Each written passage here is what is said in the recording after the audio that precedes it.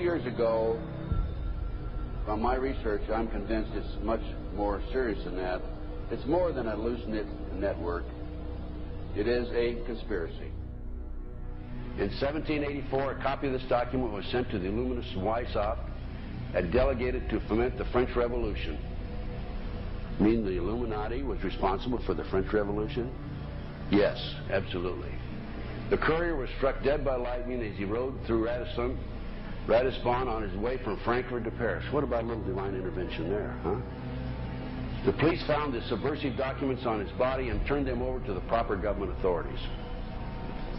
After careful study of the plot, the Bavarian government ordered the police to raid Weishaupt's newly organized lodges of the Grand Orient and the homes of some of the most influential associates, including the castle of Baron Bassen-Sonderdorf. Additional evidence was thus obtained, convinced the authorities that documents were a genuine copy of a conspiracy by which the Synagogue of Satan had controlled the Illuminati at the top, planned to use wars and revolutions to bring about the establishment of one kind or another of a one-world government, the powers of which they intended to usurp as soon as it was established. In 1785, the Bavarian government outlawed the Illuminati and closed the lodges of the Grand Orient. In 1786, they published the details of the conspiracy. The new order of the world, our enterprise is now a success. He said these blind slaves say they are free and highly educated, even as they march behind, notice this word, signs. Have you ever taken time to analyze a sign or a billboard or a logo?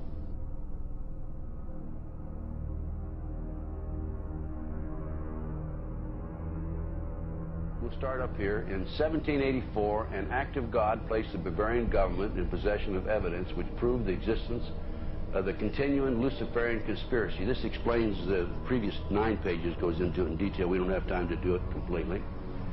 Conspiracy. Adam Weishaupt, a Jesuit-trained professor of canon law, defected from Christianity and embraced the Luciferian ideology while teaching at Ingolstadt University. In 1770, the money lenders who had recently organized the House of Rothschild retained him to revise and modernize the age-old protocols designed to give the Synagogue of Satan ultimate world domination so they can impose the Luciferian ideology upon what remains of the human race after the final social cataclysm by use of satanic despotism.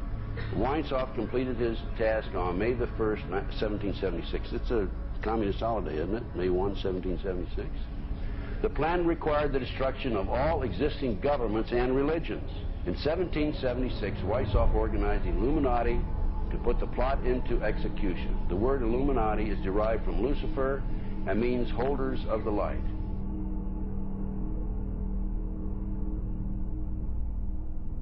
Weishaupt's revised plan required his Illuminati to do the following things to help them accomplish their purpose. 1. Use monetary and sex bribery to obtain control of people already occupying positions in high places in the various levels of all governments and other fields of human endeavor. Once an influential person had fallen for the lies, deceits, and temptations of the Illuminati, they were to be held in bondage by application of political and other forms of blackmail and threats of financial ruin, public exposure, and physical harm, and even death to themselves and their loved ones. Number 12, told those present that they must use their wealth to have candidates chosen to public office who would be obedient to their demands and would be used as pawns in the game by the men behind the scenes. The advisors will have been bred, reared, and trained from childhood to rule the affairs of the world. Number 13, control the press. Number 16, infiltrate into the secret Freemasonry to be used for their purposes. That's been documented many times. Number 17, expound the value of systematic deception, use high-sounding slogans and phrases, and advocate lavish promises to the masses, even though they cannot be kept. I will not forget the wound to our country and those who inflicted it. I will not yield.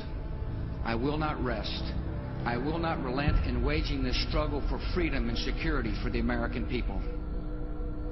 So I don't know where he is. Nor do, I just don't spend that much time on him. We will not tire, we will not falter, and we will not fail.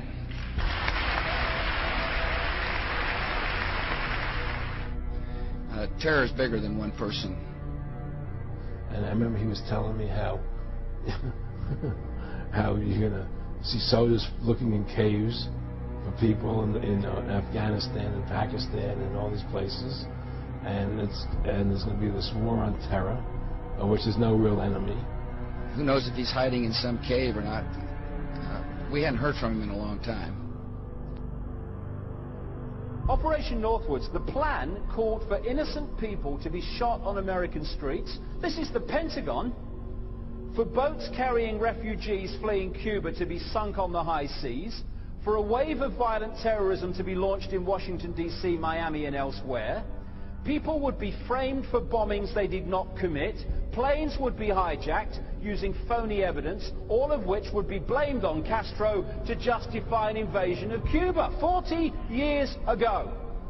An aircraft at Elgin Air Force Base would be painted and numbered as an exact duplicate for a civil registered aircraft belonging to a CIA proprietary organization in the Miami area. At a designate time, the duplicate would be substituted for the actual civil aircraft and would be loaded with selected passengers, all boarded under carefully prepared aliases. The actual registered aircraft would be converted into a drone, remote-controlled plane, their word for it. Takeoff times of the drone aircraft and the actual aircraft would be scheduled to allow a rendezvous south of Florida. I mean, he's been tested unlike any other president. This 9/11.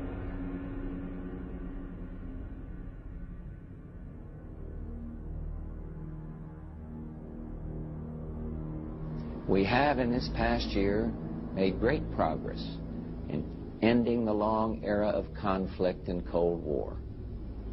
We have before us the opportunity to forge for ourselves and for future generations a new world order, a world where the rule of law, not the law of the jungle, governs the conduct of nations. When we are successful, and we will be.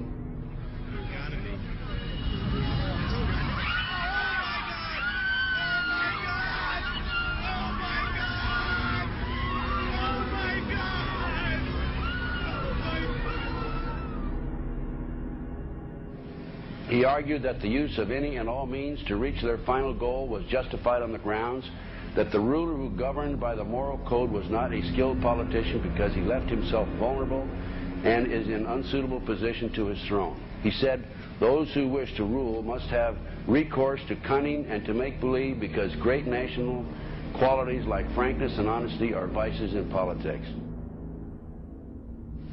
Fellow citizens will meet violence with patient justice, assured of the rightness of our cause, and confident of the victories to come.